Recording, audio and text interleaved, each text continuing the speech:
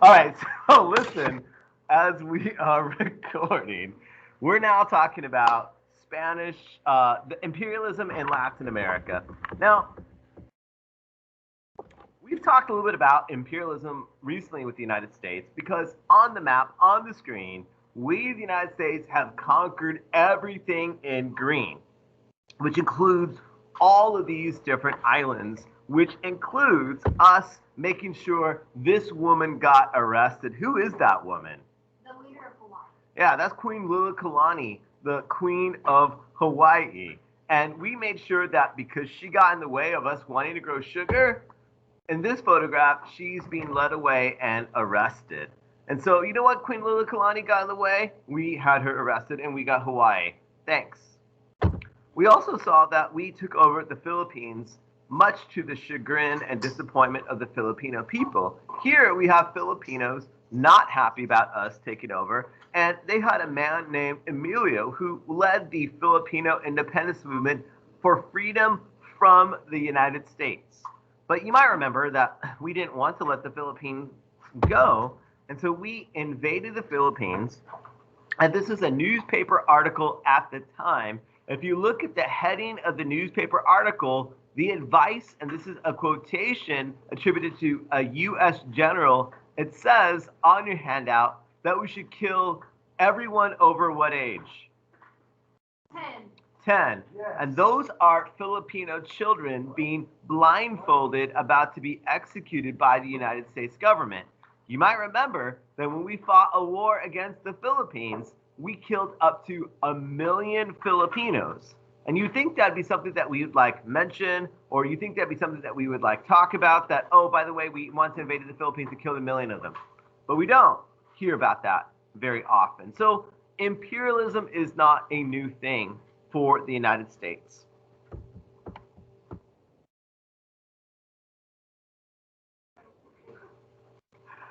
On our handout, let's talk about American expansionism in the Spanish-American War.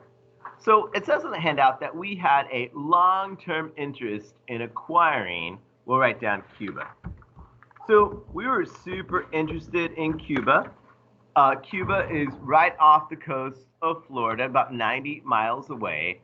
And there's a reason that we wanted Cuba. The second line on the handout says American business was heavily invested in the island's sugar industry. We were heavily invested in the island's sugar industry. Cuba grew sugar. We, as the Americans, like sugar, just like in Hawaii. Like, that's literally the same reason we took over Hawaii. And so we are looking for reasons to take Cuba as our own. The third line on the handout, it says, we also see at this time that Cuba, under the leadership of Jose Marti, Cuba rose up against, you'll write down, Spain. So it turns out that Cuba is a colony of Spain. It turns out that even though a lot of Latin America got their independence, we talked about a guy named Simón Bolívar. He was like the George Washington of South America. Even though South America got their independence, and even though Mexico got their independence, there was a Spanish priest named Miguel Hidalgo. You might remember he led on September 16th, Mexican Independence Day. Cuba never got their freedom. Cuba never got their independence. And so it says on the handout, the Cubans are trying to do that thing. And it says on the handout that many Americans wanted to help Cubans gain freedom based on various, you'll write down, newspaper reports that highlighted the atrocities committed by the Spanish. The atrocities committed by the Spanish. If you don't know how to spell that, that's A-T-R-O-C-I-T-I-E-S. The atrocities of the Spanish. So it turns out Cuba was a colony of Spain. And Cuba was controlled by Spain, and the Spanish were kind of, in some ways, terrible to the Cuban people. And stories were run in the newspapers about how terrible they were. And if you are walking by a newsstand and you see a newspaper with a crazy headline, and maybe a crazy photograph of something terrible or something bad or something outrageous, what are you going to be tempted to do as you walk past that newsstand? Pick it up and buy a copy, right? It actually benefits me to maybe exaggerate a little, maybe to say things that may not be true because people will buy a copy. We see that today with the internet. What is it called when there's an article with a crazy photograph or a crazy headline and you look at it and follow the link, but it doesn't really turn out to be what it says it is? Clickbait. It's called clickbait, right? So clickbait, it's like it's something designed for you to click on that because they get paid. For everyone who looks at those ads or looks at those articles, this is not new. 100 years ago, 120 years ago, in the late 1800s, there was clickbait, newspaper articles saying things about what was going on in Cuba that were not 100% true. It says on the handout, sometimes these reports were sensationalistic and may even have, you'll write down, exaggerated the abuses. So there's no question that the Spanish abused Cuba, but it seems that these newspaper reports even exaggerated the abuses on your handout. And there's actually a word for this. There's a word, like we have this word clickbait, where you are being fooled into clicking an article that's not really telling you the truth. This is known on your handout as yellow journalism. Exaggerated is exaggerated.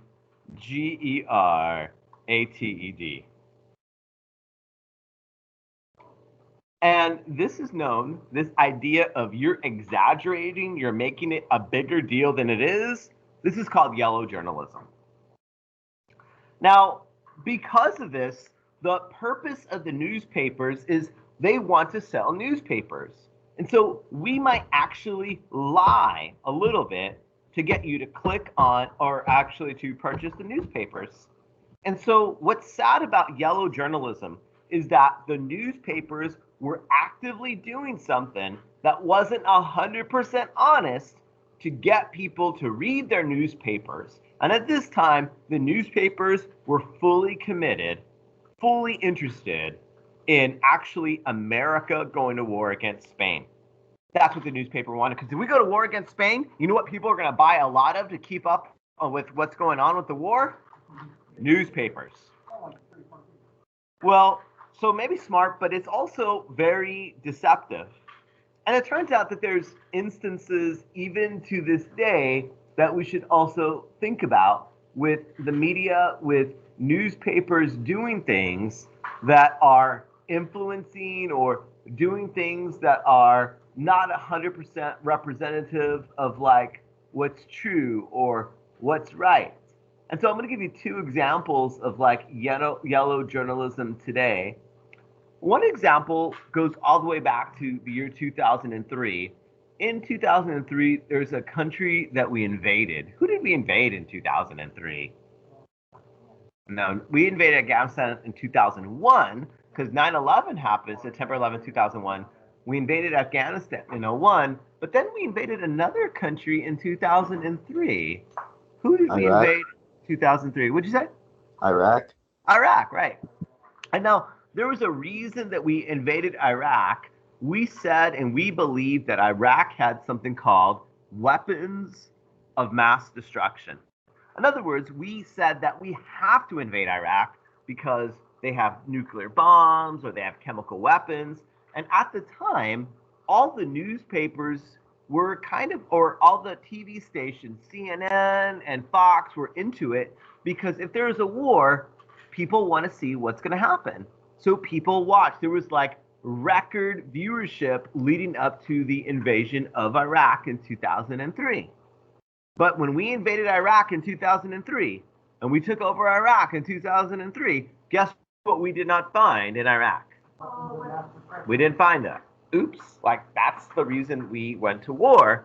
But at the time, all the media was kind of pumping up and all the media was kind of like highlighting the war, not being very critical, so that even people like Joe Biden, when you think about Joe Biden, you don't think like, oh, this guy's just like looking to invade country after country. Actually, Joe Biden voted for the war in Iraq. Hillary Clinton voted for the war in Iraq. And actually, funny thing, the only two people who were really against it were Barack Obama and Donald Trump. They were like the two people who said this is a bad idea. So we see that as an example of the media kind of wanting to push Americans into war. And in '03, most Americans supported invading Iraq. But this isn't the only example of the media kind of picking narratives that are not 100% clear. I'll give you an example from just recently. We were at the end of April 2021.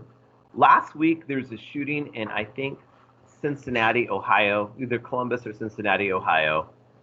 Basically, the story of this shooting is that on the same day that Eric Chauvin was found guilty of murdering George Floyd, on that exact same day, there was a story that came out that a white police officer shot and killed a 16-year-old black girl. People, have you heard of this story vaguely?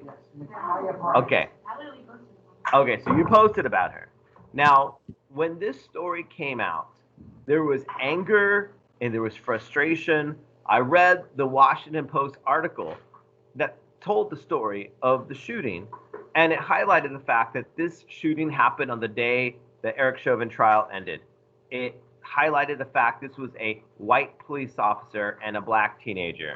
It highlighted the fact that there is, according to reports, a higher chance of a violent encounter with a black person with the police than a white person. These are all things the article highlighted. LeBron James actually weighed in on his Twitter account. He has millions of followers. And LeBron James, what did he post on his Twitter account that caused some controversy about this case? So LeBron James posted a picture of the white police officer who shot that girl and captioned it, "You're next. Justice. Accountability." And so that's kind of intense, you know? Now, why would that be intense for LeBron to post the picture of the white police officer? All these things I've said, you may have heard, but what is also an important element of the story of the girl who got shot by the police? Context. The context. Oh, go ahead, Samantha. So the story is there was an altercation between her and her sister. Like, she was in a foster home. Right. Yeah, she's like in a foster home. Right. Not the older sister, but the other child of the foster parent said that she needed to start cleaning and do dishes. Right. And I'm not sure what was said, but it led to an altercation that the girl that got shot ended up trying to stab. Right. Trying to tell her to do dishes. Right, exactly. So there was a 911 call, and the 911 call said, there's someone with a knife trying to kill us, blah, blah, blah. Police show up. We have body cam footage. We also have video footage from the neighbors. So there's multiple angles. And there's like a fight in the front yard. There's like a guy like stomping on the head of a girl. I don't remember that part exactly. But there's this girl with a knife. And on the video, you hear her yell, "I am going to stab you." And she winds back with knife in hand. The police officer there says, "Get down, get down, get down." And then, like inches away, she's pulled her hand back, about to stab this other black girl. The police officer shoots and kills her. Now, the neighbors who are there, the black neighbors who are there say, that police officer saved the life of this black girl. Now, regardless of that, as I mentioned, LeBron James says, nope, this is racism. In fact, the biggest school in Ohio is Ohio State. It's like their UT Austin. Ohio State, the students protested and said, we don't feel safe with the police anymore. What we need to do is we need to defund the police because that officer shot that black 16-year-old. The students at Ohio State said, we don't feel safe anymore. That guy who shot that girl is a racist. Now, this has created a bit of controversy because is there evidence that this officer who showed up to a 911 call about a person with a knife trying to stab people and then sees a girl yelling, "I'm going to stab you," and tries to stab a black person, is that police officer who shot and killed that 6-year-old girl racist? No. LeBron James actually deleted the tweet. Because remember, LeBron James posted a picture of the white officer and said, "You are next." And then people pointed out to LeBron, "Hey, that guy actually saved a black teenage girl." Now, when I read the article in the Washington Post, I did not find out that the black girl who was shot was trying to stab another black girl until I got to the 5th paragraph. Paragraph 1. This shooting, a white man shoots a black teenager. Paragraph 2, it happened on the same day as the Eric Chauvin trial. Paragraph 3, there's issues of racism between white cops and black people. Paragraph 4, oh, by the way, she was trying to stab another black person. Do you think most people got to paragraph 4? No. LeBron James didn't.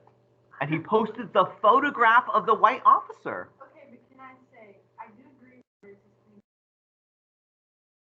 He didn't have to shoot her. Okay, so he could have, I'm pretty sure he went too far in taser. like, for Tasers example, are not effective. My uncle got tased 4 times before he went down. Like, come He on. was trying to kill someone. Yes, he's trying to kill someone.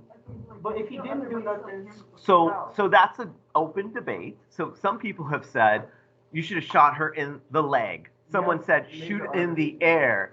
And other people have said this isn't like a James Bond movie. You know, like it's not like he's gonna have you to can like start shooting I'm gonna down. shoot the knife out of your hand. You know, like the police. You have literally seconds to make a decision. It was 9 seconds from when he got there too. And, the argument has been made. Many people, in fact, I think Black Lives Matter has officially protested and said that this was wrong, this was abuse. And many people have said the officer should have shot her in the leg or shot the knife out of her hand. And other people have argued, I don't know if you've ever shot a gun if you think that that's like realistic. And other people have said, what if the police never showed up and that black girl would have died? Would anyone know her name if there was a black teen killed by another black teen? So these are just questions to think about and debate.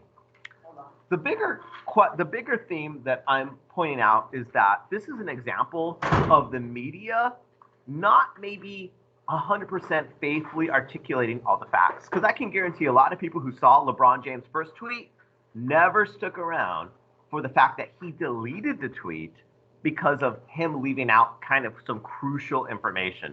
Now, LeBron deleted, but never apologized for that tweet that was, I think, kind of misleading. So we need to be aware that people, Republicans, Democrats, the Donald Trumps of the world, the Joe Bidens of the world, can put stuff out that is misleading. This is what we call, back in the 1800s, yellow journalism. I'll give you the best example of it. It says on the handout, we have a ship called the USS Maine. And we have a ship, and it actually, on your handout, blew up in Havana Harbor. So we'll write down on your handout, Havana Harbor. FYI, where's Havana? That's in Cuba. Now, what's our relationship with Cuba at this time in the end of the 1800s? Well, we are for the Cuban people because they're trying to rebel against Spain. In fact, our country has been kind of criticizing and we've been trash talking Spain and saying, Spain, you guys are terrible, you guys are the worst. And then our ship goes and visits Cuba. And guess what happens after we've been criticizing the Spanish government in Cuba?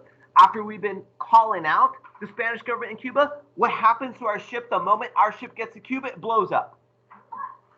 Most Americans think instantly, who's responsible for that? Or Spain. Spain.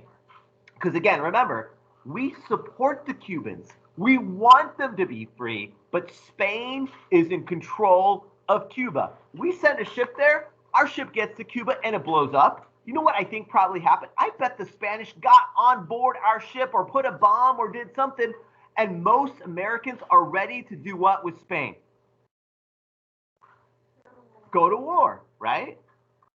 There's a problem though. It turns out the Spanish never attacked our ship. It turns out the Spanish never blew it up. It says on the handout, it turns out it was just an accident. There was an accident and there was an explosion. Just like, here in Houston, you know how the refinery blew up 2 years ago and we had 2 weeks of spring break? Do you remember that? It wasn't because, oh my God, Al Qaeda attacked our, Deer Park, chemical plant. It wasn't like a terrorist attack. It was a terrible explosion. People died. It was an accident. This ship, it did explode, but it turns out it wasn't like the Spanish secretly putting bombs. It was just an accident. But that didn't matter because the media, because yellow journalism had fed Americans with the idea the Spanish are evil. The idea was already out there. And it says on the handout, it was blamed on Spain.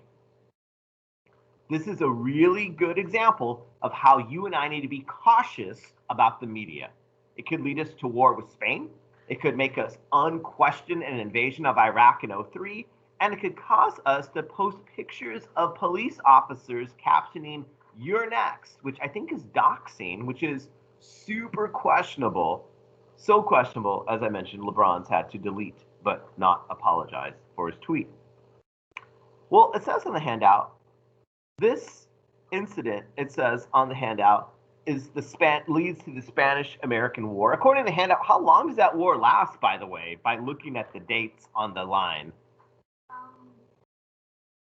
A few months. Couple months, from April 21st to August 13th. This doesn't last long at all. It starts April 21st. It doesn't go long from April to August. And it says Spanish forces were you'll write down the word defeated. Easily defeated. In fact, this war went so easy, it says that it was referred to by politicians as write down, splendid little war. A splendid little war. Can you imagine describing a war where people fight and die and bleed and suffer as something that's splendid? Why would an American politician call it that? Why would they describe the Spanish-American War as a splendid little war? Well, because of the next line. It says on the handout that more Americans died from disease than Spanish bullets. More Americans died from disease than Spanish bullets. It turns out that the Spanish army was so terrible that the most dangerous thing that you saw as a soldier in the Spanish-American War was probably the mosquito that you fell asleep with that you saw was in your room, because that mosquito could bite you and give you malaria or something. That was the most dangerous thing I ever saw, was a mosquito or a canteen with water that had not been properly purified and boiled, because I'm going to get sick from that disease. More Americans died from disease than Spanish bullets. And look what we got out of it. We got a lot out of the Spanish-American War. In fact, it says on the handout, we got the Philippines. Thank you. I would really love to have the Philippines. We got that. We also, on the handout, we got a part of the world called Guam. It's on the map, on the screen, Guam. Guam is still part of the United States to this day. If you live in Guam, it's closer for you to take a spring break in Hong Kong or Tokyo than it is to make it to LA. We still own Guam to this day. Still American citizens that live there. If you're born in Guam, you just live in a different part of the United States. We also get an island off the coast of the DR. What island do we get still part of the U.S. today? We got Puerto Rico. Good job, Amy Gibbons. Man, the brain power over there. It's awesome. And we also, it says on the handout, get something we've not talked about before. We have something called Guantanamo Bay. And in parentheses, this is actually part of Cuba. We own this. We use this part of Cuba to this day. Yeah, it's a part of Cuba that we own. And the Cuban people don't like that. The government of Cuba is super mad and like, we want you to leave. We're like, no, I think we'll just stay. We've been there since 1898. And I'm going to tell you, the Cuban government doesn't want us there. But you know what the Cuban government can really do? Nothing. So we're just going to stay there because we want it. And actually, that's where we send all the terrorists we capture. Whenever we went to Afghanistan, we caught terrorists and stuff, in 9/11, people responsible. No one in the U.S. wanted those prisoners there. No one was like, yeah, we'll take these Al-Qaeda guys. So we sent them to this prison in Cuba called Guantanamo Bay. And there was allegations that we tortured them there because it's who can go visit Guantanamo Bay? Who can have access? And so there's all kinds of issues that have been raised, but we still own it to this day. On the handout, so that's like us physically taking over parts of the world. We physically take over huge chunks of, or not huge, but significant parts of the planet. Everything in green we take over. That's our American empire. But there's another way you can be an empire, and that's not by physically taking over, but by economically taking over. And that leads us to our next section called economic imperialism. It says on the handout that these newly independent Latin American nations were politically, you'll write down the word unstable. They're politically unstable. In other words, like when we talked about South America, they got their freedom, and that's like great and that's awesome. But you know what they didn't have after they got independence? They didn't have democracy. You might remember that Venezuela, I think, went through 10 different constitutions in 20 years. Like, I'm not an expert in government, but I'm pretty sure if you change your constitution every 2 years, it's a recipe for disaster. What if LaPorte ISD, we changed head principles every 2 years? We had a different set of dress code, different bell schedule. We have different policies. Every 2 years it changed. That would be chaos. And that's what it was like in some parts of Latin America. And also a big problem, it says on your handout, they exported only raw materials. What I mean by they exported only raw materials is that Europeans and Americans looked at these Latin American countries and said, you know what? Don't worry about making anything from that cotton. Don't worry about making anything from that sugar. You send it raw to us, we'll take care of the rest. What country did we literally just study that happened to? And as a result, this country lost money because the British said, we just want you to give me the raw material. India. India used to make the best clothing in the world. And the British, because what did they go through that they could do it quicker and cheaper? They went through the Industrial Revolution. They said, don't worry about it, India. We got it from here. So it says on the handout that these newly independent nations exported only raw materials and was, you'll write down on your handout, dependent on Britain and the United States. They were dependent on Britain and the United States, especially for something. Now listen, this is the especially part. Let's say I live in Argentina. I would love to build railroads. I would love to build train lines. I would love to build roads and bridges and tunnels.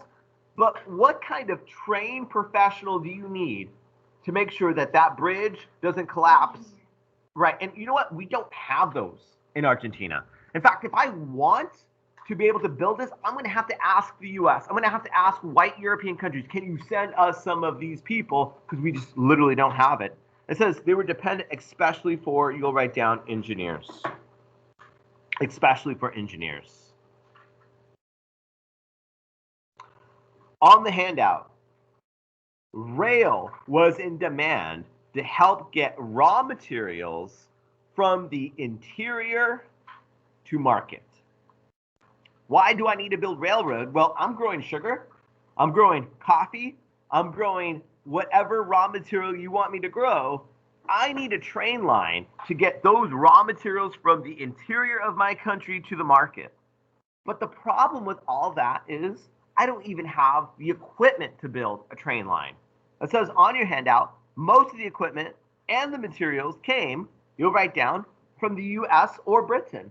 So they have to beg, they have to borrow. They are in a position where everything that we need comes from the US or from Great Britain.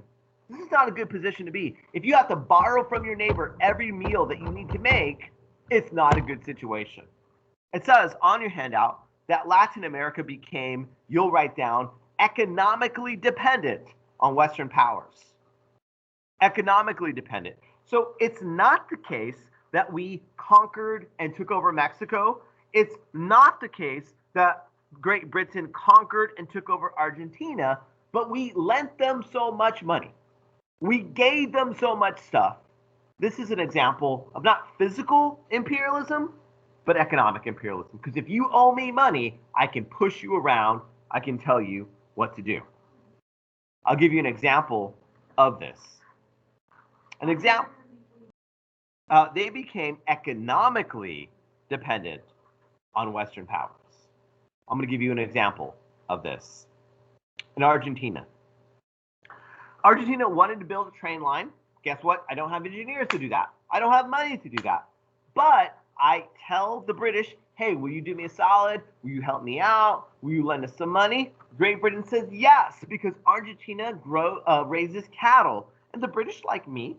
The British want food. They want cheap prices. Hey, I'll do you a favor. We'll build a rail system. It says on the handout that 86% of the rail in Argentina was owned by Great Britain. 86% of the rail in a Spanish-speaking country was owned by non-Spanish speakers who didn't live in the country. In fact, it says on the handout, 40% of the employees were British. What's going to happen if there is a train line in Argentina? Almost half of the workers are white people from England. 86% of this rail is owned by the British. Take a wild guess, because of all this influence, what the official language of the rail line was in Argentina. It's English. What language should it be in if it's in Argentina? Spanish, but it's not. In fact, if you're taking a train in Argentina, the workers are all speaking English. This is an example not of the British physically conquering Argentina, but the British have economically conquered Argentina. The official language of the rail line was English. Let's talk about challenges in Mexican society. So it turns out that there's a hierarchy of power in Mexico, and the people on the top of the ethnic background in Mexico are the people with, you'll write down, Spanish blood. If you are a white Mexican with a high percentage of Spanish, a high percentage of European blood, you are on the top of the top of the top. And after those people that have the Spanish blood, you'll write down in the second blank, mixed blood people. In fact, because you are ethnically mixed, what have we said you are called? You are mestizo, right? And then after those mixed blood, those mestizo people, you have native blood people. These are people who are Native Americans. They have no European intermarriage. They are living as tribal people, usually with their own language. And it says on the handout that the purer Spanish families made up less than 1% of the population. These are blonde hair, blue-eyed Mexicans that are as rich as can be. These pure Spanish families living in Mexico, 1% of the population. And guess what's true about this 1% of the population? It says on your handout, they owned 85% of the land. What does that sound like where you have 1% owning almost all the land, and it also led to societal problems and war? What other examples specifically does it sound like? Where there was a few percentage of people had all the wealth, all the money, all the land, didn't pay taxes. India? That's not the British. What happened in India? No, not. The Americas? No. I know what it is. Is it with like the three? It is with the three. Oh my gosh. What revolution was that? Oh, the French Revolution. That's the French Revolution. You remember there's a first estate, a second estate, a third, and most of the wealth was in the first and second estate. It was like 2 or 3% of the population, and they owned like everything. That's Mexico's situation. So you know what? Just like that led to revolution in France, it's going to lead to a war, a civil war in Mexico. It says many of the Indians or the Native Americans didn't even speak Spanish. Even my own hometown of El Paso, across the border, is Ciudad Juarez. That's the city across the border. If you go, you can see Native Americans. Let's see.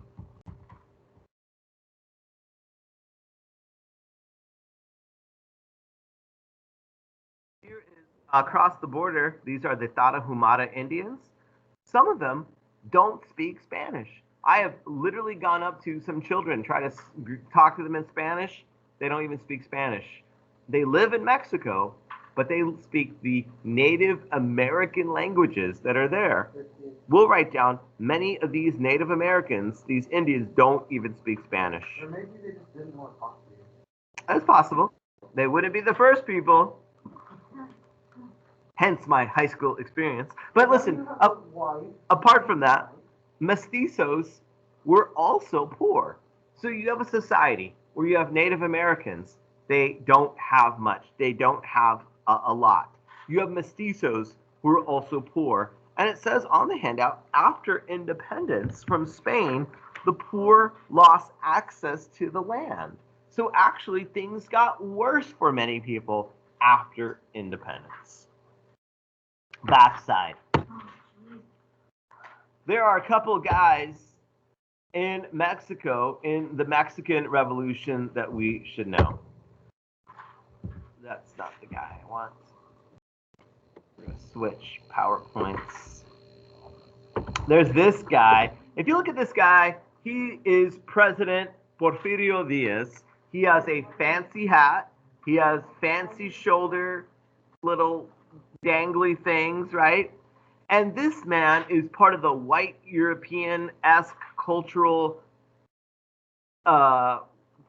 imitators who are ruling Mexico. And this president of Mexico, his motto was liberty, order, and progress.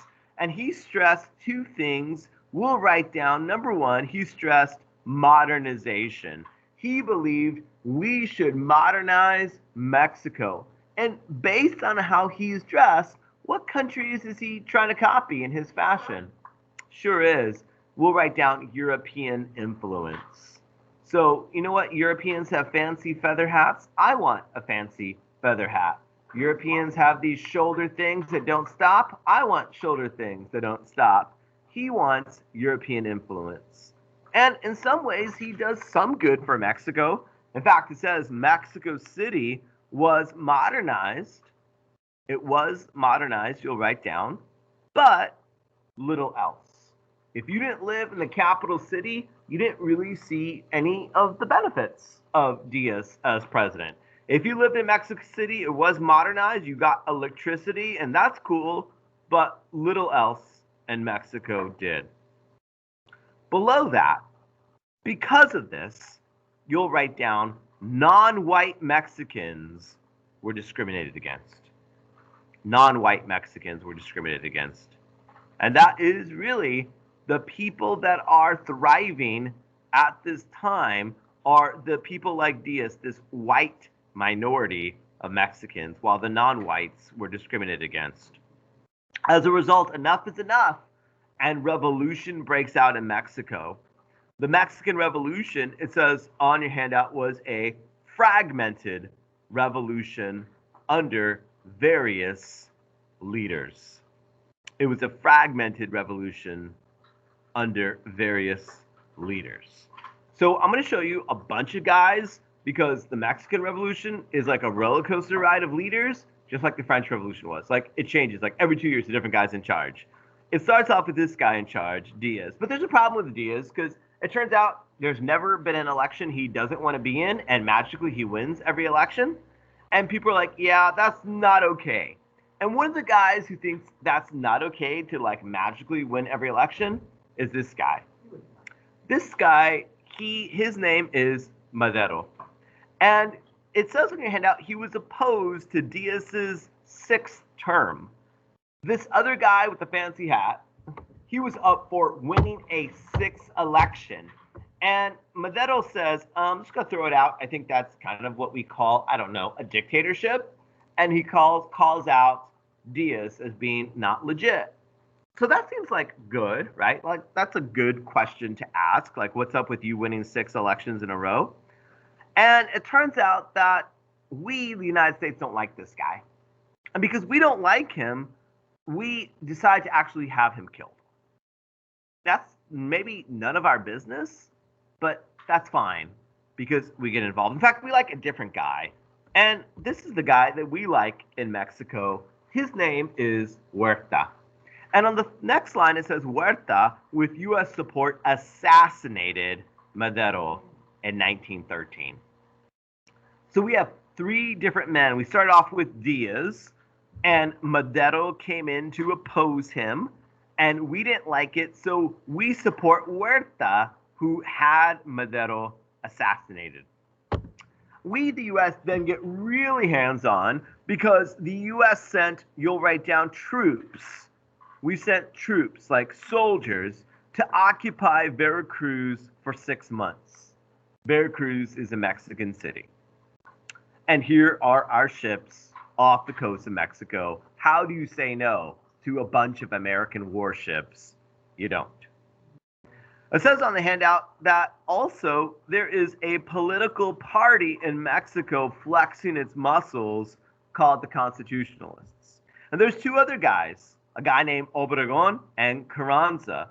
And we'll write down that they overthrew Huerta in 1914. This is chaos. We started off with Diaz, who was challenged by Madero, who was assassinated by Huerta, who was overthrown by Obregón and Carranza. That's crazy. This is the Mexican Revolution. And now we've got two guys that are super popular with common people. The first guy is this guy, Emilio Zapata, and he is a farmer, and he rebelled against the wealthy landowners. His argument was, if you own land, you are a bad person. If you are rich, you are a bad person. If you own land, you probably own it because you took advantage of some brown person along the way. Zapata rebelled against wealthy landowners who had vast haciendas in southern Mexico. Southern Mexico. Yep, he thought wealthy landowners were bad. They had huge land in southern Mexico. He appealed to the poor. Just like Zapata was popular in the South, this guy popular in the North. He is Pancho Villa. He's from my grandfather's part of Mexico. He's from a place called Chihuahua. He is from Chihuahua in northern Mexico, and he also was a hero of the poor. Pancho Villa was seen as a Robin Hood-like character. Northern Mexico, disrespect to those from Chihuahua, and he was a hero of the poor. So bold was Pancho Villa, when he ran out of money, he decided to attack the United States. He crossed the border and attacked the U.S. city of Columbus, New Mexico, killing, you'll write down, 8 U.S. soldiers, and you'll write down 15 civilians. How bold is this guy to full-on invade the most powerful country in the Western Hemisphere? Here's a picture of Columbus, New Mexico, set on fire by this brief invasion where they robbed the bank and killed people. We, the United States, did not like that. On this political cartoon, you have Uncle Sam trying to chase and hunt down Pancho Villa. We'll stop here. We'll have a part 2 when we get back from lunch. I've heard of them with Pancho. My dad